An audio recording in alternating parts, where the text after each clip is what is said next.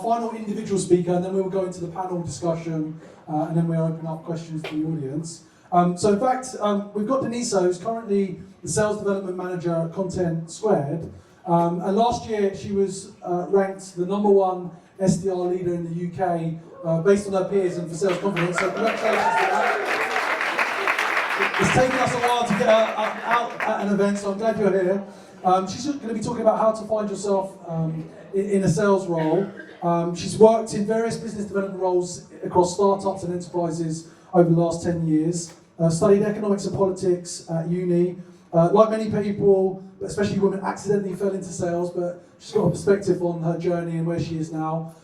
She's an incredible thought leader in the space, and I'm really glad that she's here tonight. So a round of applause to Denisa. Wow, what an introduction. Actually, James, I think you should organize more women in sales events because you're really good at this. I really love the hype. James did part of my introduction today. So I'm Denisa. I've been at Content Square for about 3 years. What he didn't tell you is that it's been one of the best professional experiences I've had so far. Please let me know, by the way, if I'm not holding the microphone correctly. Sometimes I have the tendency to do that. Honestly, sales in general in the workplaces, what they don't tell you is that sometimes it's a minefield. You don't fully know what kind of organization you're joining, what kind of teams you're joining, what kind of leaders you're going to be working with, what kind of colleagues you're going to be working with. And I wish someone told me that when I started, because I didn't really know what to expect. Once I got to Content Square, I truly appreciated what I have there in terms of support and the leadership that I get. And I hope you're not surprised, I'm managed by a woman. So just to give you a bit of, I don't want to make this the me show, but I just wanted to give you a bit of background on who I am so you understand. I'm going to try and be vulnerable and go a bit deeper because it's all about, who are we tonight. So like James said, I studied economics and politics. There was a time in my life when I thought I'm going to be a politician.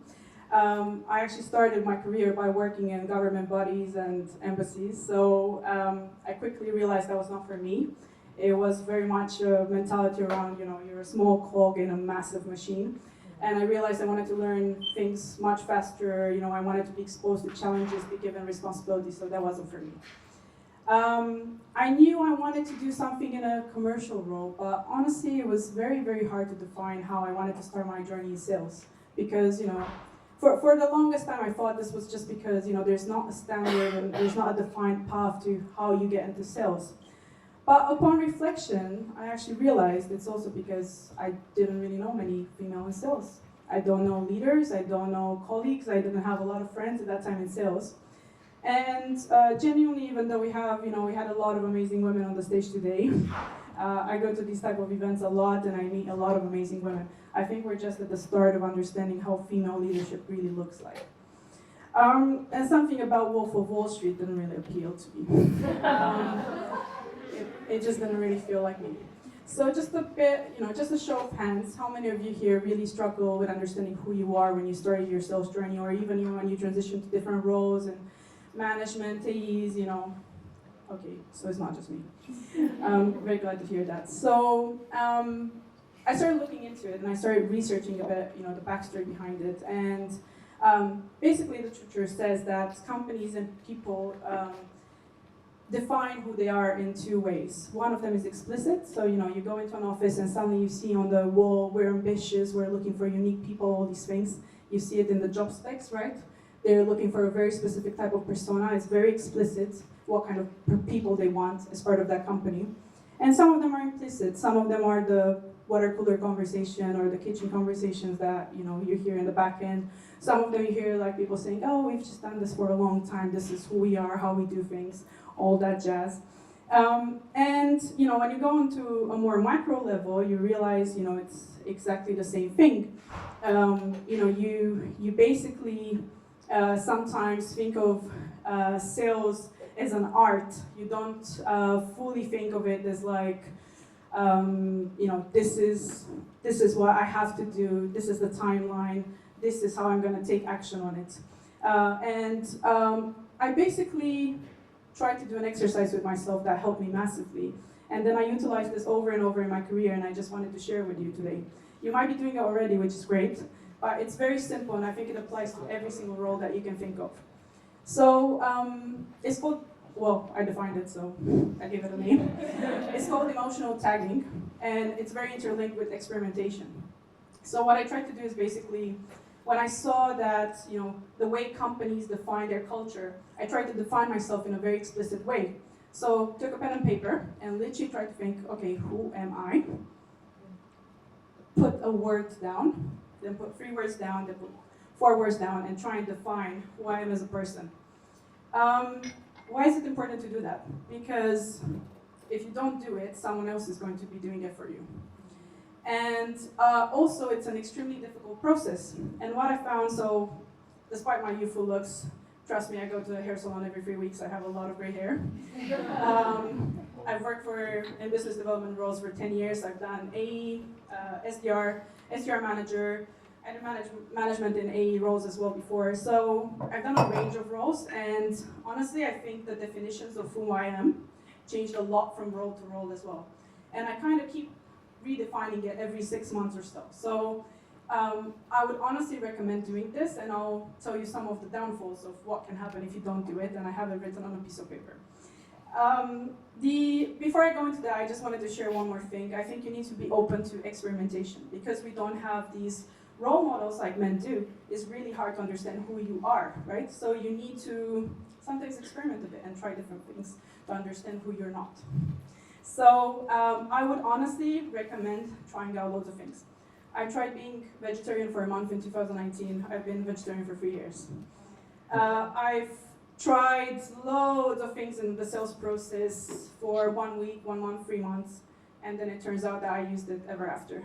I would recommend that you experiment with your style of presenting, who you are, who you want to be, and meetings with your stakeholders, with your directors, with your managers, and try something different for a week, a month, 3 months. See how it goes, and see if that, you'll feel it. If it's you, it's gonna glue with who you are. If it's not, you're not gonna do it again. So just keep that in mind, right? Okay, you wanna hear what happens if you don't know who you are. So, basically, this is me. I try to define myself in some words. I'm female, I'm outspoken, I'm quite quirky, creative, ambitious, I deliver things, I get stuff done, and I'm professional. Okay, want to hear some of the feedback I received in my career. I'll start with a negative one, please don't get too sad. I overthink, I talk too much, I'm too businessy or formal, and I don't get how to talk to customers. I'm too much into the detail of things. And also a special one was that I don't really know how to speak English, even though I got nominated for a PhD after I finished uni, which was interesting. Okay, this is the positive feedback that I received over the years. I'm the most organized person different departments have ever worked with, because I received this feedback several times. I'm very strategic. I'm very reliable and get things done. And my team is one of the most professional teams that I've ever worked with across the business. Okay.